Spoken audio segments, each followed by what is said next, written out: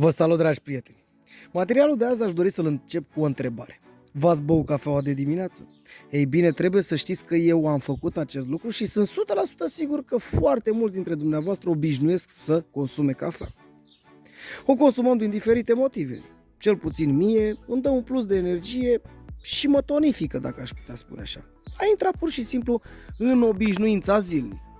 Dar totodată aș putea să afirm despre cafea că este un produs 100% natural și are foarte multe beneficii pentru organismul nostru. Unul dintre ele, major aș putea spune, este că produsii activi din cafea ajută în detoxifierea organismului și întreține funcția hepatică. Dar nu despre beneficiile cafelei asupra organismului nostru vreau să discutăm azi.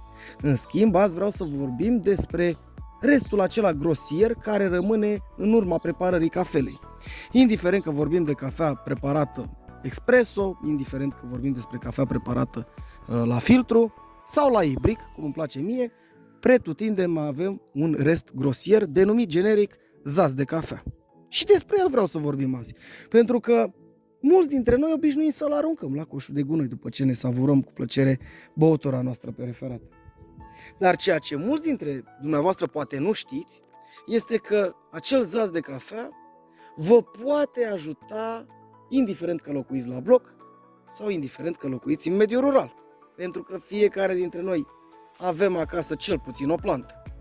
Ei bine, trebuie să știți că acel zaz de cafea reprezintă un tonic foarte puternic pentru plantele dumneavoastră. Fie că vorbim despre florile pe care le țineți pe balconul blocului, fie că vorbim despre legumele și plantele pe care le avem în grădina noastră, zațul de cafea le poate ajuta într-un mod uimitor. De ce? Este foarte simplu. Zațul de cafea este foarte bogat în multe minerale, vitamine și nutrienți. Dar cel mai important dintre aceștia, care este reprezentativ la zațul de cafea și este din abundență găsit în acesta, este potasiu. Potasiu este unul dintre macronutrienții foarte importanți în buna dezvoltare a plantei. Teoretic, o plantă nu se poate dezvolta dacă nu are potasiu.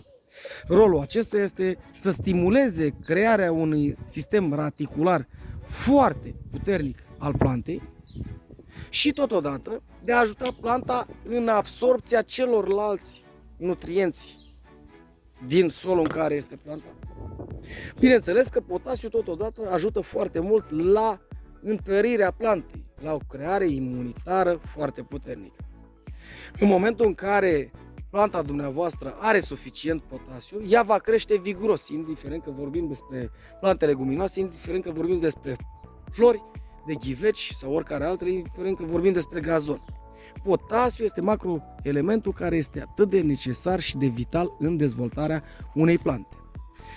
Și despre acest zaz de cafea vom vorbi azi și vreau să vă îndemn să nu-l mai aruncați.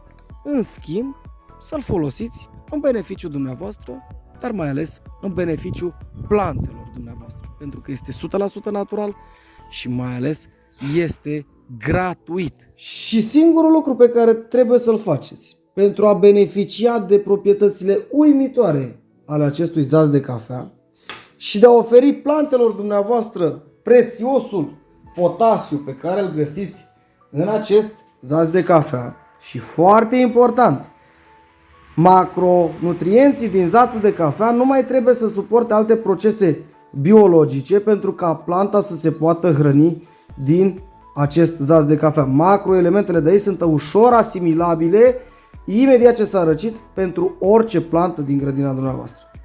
Tot ceea ce trebuie să faceți, așa cum am spus, este să adăugați acest zaz de cafea pe care în prealabil l-ați lăsat la răcit sau l-ați păstrat undeva pentru timp mai îndelungat la tulpina plantelor dumneavoastră. La flori de vigoare mare, la ghivece, cum este aceasta, de exemplu, puteți pune 2-3 lingurițe odată la 3 săptămâni, iar acest lucru va oferi plantelor dumneavoastră necesarul de macronutrienți, dar mai ales prețiosul potasiu. Și asta nu este tot. Aveți plante leguminoase în grădină, cum ar fi tomate, ardei, vinete sau orice altceva, nu ezitați să adăugați câte 2 lingurițe, la fel la 3 săptămâni, la tulpina acestor plante. Le va oferi prețiosul potasiu, dar și alți macronutrienți care vor face o mulțime de beneficii pentru plantele dumneavoastră. Așa că, dragii mei, ce vă pot spune? Încercați, nu vă costă nimic. Sunt 100% sigur că unii dintre dumneavoastră cunoșteau acest secret. Dar sunt 100% sigur totodată că sunt și alții care nu cunosc acest aspect și care vor să încerce. Nu abuzați, 2-3 lingurițe la o plantă mai mare, de talia unei flori, cum este aici. Eu îl întrebuințez foarte mult la florile mele, zațul de cafea. 2-3 lingurițe la o plantă leguminoasă pe care o aveți în grădină sau la orice plantă, îi va face numai bine. Nimic rău. Prețiosul potasiu, așa cum ați văzut pe parcursul materialului, este un element, un macroelement care contribuie masiv la buna dezvoltare a plantei. Fără potasiu, planta nu se poate hrăni, nu poate trage substanțe nutritive din sol, devine palidă, nu se va dezvolta corect și va muri. O carență de potasiu întotdeauna este o problemă, indiferent cum avem la flori, indiferent cum avem în grădină. Și tocmai de aceea noi trebuie să cunoaștem oarecum semnele plantei. Dar putem face acest lucru și preventiv. Și tocmai de aceea azi am ales să discutăm despre zațul de cafea, pentru că este un produs 100% bio. Este un produs pe care îl avem la îndemână și îl putem procura în fiecare zi. Nu trebuie decât să-l stocăm, îl puteți stoca foarte simplu. Mare grijă la mucegai, dacă apare mucegai pe el, nu mai folosiți. Dar după ce se răcește, 2 lingurițe la tulpina plantei, nu este nicio problemă. Mare atenție, odată la 2-3 săptămâni. Eu îl folosesc și la leguminoase, în alternanță cu alți fertilizanți bio pe care îi folosesc eu. Și pot să spun că am niște plante de invidiat. Acum, dumneavoastră, rămâne să testați și să vedeți despre ce este vorba. Iar cu acest material dau startul unei serii de videoclipuri scurte, 1-2 minute maxim, în care vreau să discutăm puțin despre fiecare nutrient în parte. Vom vorbi despre potasiu, vom vorbi despre magneziu, despre calciu, despre toate mineralele și toți nutrienții și care este rolul acestora în plantă. Ce rol au ele? Cum ne dăm seama de carențele plantelor cu referire la acești macronutrienți și cum putem să prevenim carențele acestor substanțe nutritive pe care le găsim în sol.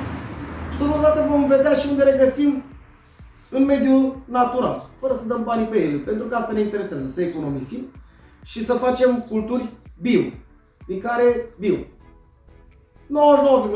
bio, din care să ne putem hrăni și totodată de care să ne putem bucura.